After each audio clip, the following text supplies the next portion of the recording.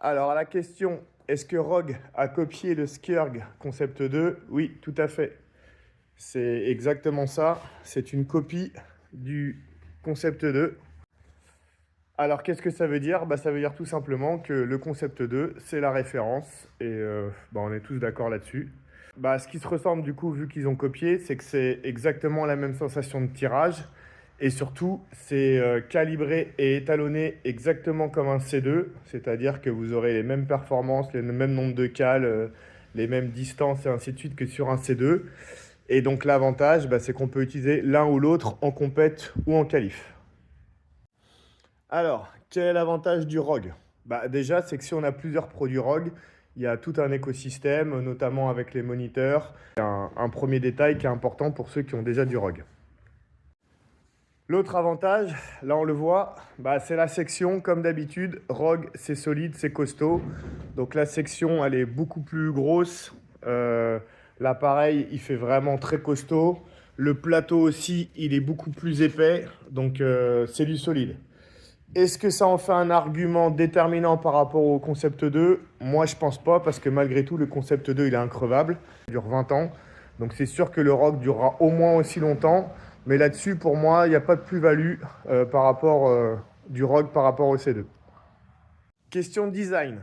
Le ROG fait, après c'est une question de goût, fait un peu plus moderne, un peu plus actuel. Après, moi, j'avoue que les Concept 2, ils se sont bien améliorés depuis l'édition du Black aussi en rameur. Ça fait beaucoup moins appareil médical. Et franchement, le C2, je le trouve design assez sympa quand même. Il n'y a pas de souci là-dessus. Après, c'est une histoire de goût. Là, pour moi, là aussi, on va dire peut-être égalité. Alors, les plus-values de Rogue, c'est qu'ils sont malins. Donc, ils copient le meilleur, mais ils ajoutent des petites choses.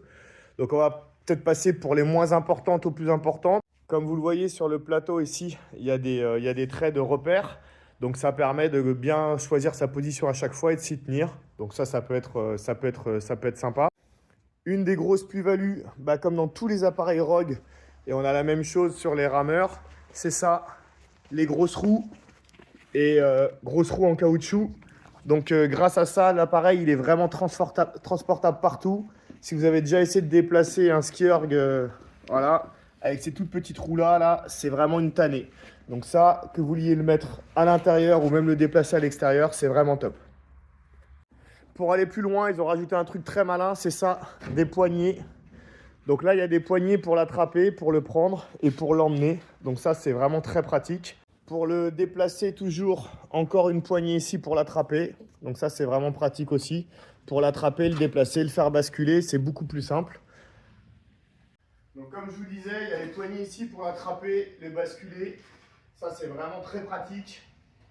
Donc voilà, on peut l'emmener n'importe où avec les poignées ici. Les grosses roues, c'est facile à déplacer. Et même s'il y a besoin, il y a une poignée là aussi. Hop, on peut le tenir par là, le déplacer. On a toujours un appui, une prise. Voilà. Un truc tout bête aussi, c'est que le Skjørg, les poignées sont là-haut et c'est une tannée pour certaines ou même certains, mais je pense à certaines de mes coachés pour l'attraper. Donc il fallait souvent les aider pour qu'elles attrapent les poignées. Et là, c'est tout con, mais il y a un repose-poignet. Donc ça permet de les ranger ici et de les attraper très facilement. Je pense aussi aux personnes à mobilité réduite qui seraient en fauteuil. Là, ici, pour l'attraper, c'est galère. Et ici, c'est beaucoup plus simple. Donc ça, c'est vraiment une très bonne idée. Après, au niveau de la console, on retrouve la console ROG. Donc même chose. Après, il faut s'y faire. C'est différent un petit peu, quoique, du C2. Mais franchement, on a les mêmes choses. L'historique, des entraînements préenregistrés. Donc là-dessus, pas trop de différence. Après, les informations, hein, on retrouve les mêmes choses que sur le Skjørg.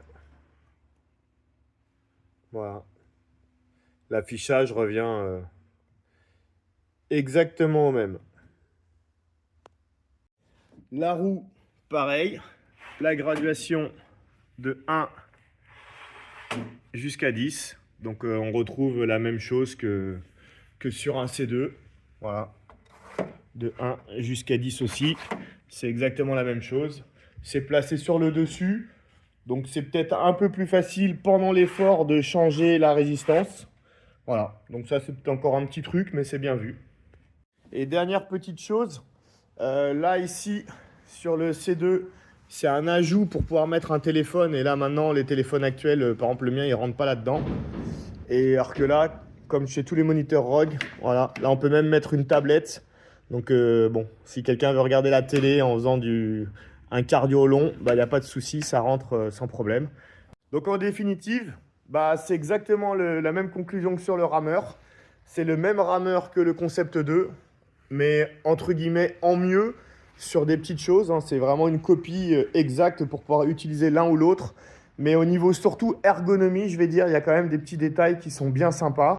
Après, le reste, encore une fois, la solidité, je ne pense pas qu'on puisse parler de défaut de solidité de Concept 2. Et au niveau design, bah, c'est une histoire de goût. Donc voilà, si vous aimez les Concept 2, il n'y aura pas de surprise avec le ROG. Donc voilà la famille ROG au complet pour les ergos. Donc par exemple là, l'EcoBike, on voit que c'est une génération un peu ancienne parce que c'est le premier qu'ils ont fait. Et au niveau ergonomie, bah, il n'y a pas grand-chose en fait. Justement, j'étais en train de me dire, pour le dépasser, il n'y a pas tellement de poignées et ainsi de suite. Je suis sûr que s'il le refaisait, il ferait quelque chose justement d'un peu plus pratique à déplacer avec des poignées quelque part pour pouvoir l'attraper plus facilement. Parce qu'à part l'attraper par ici, là, il n'y a pas grand-chose.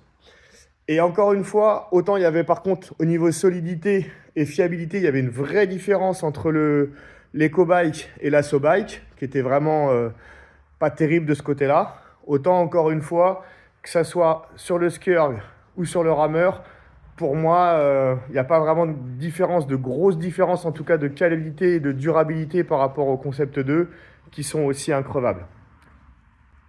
Voilà, là on a les trois.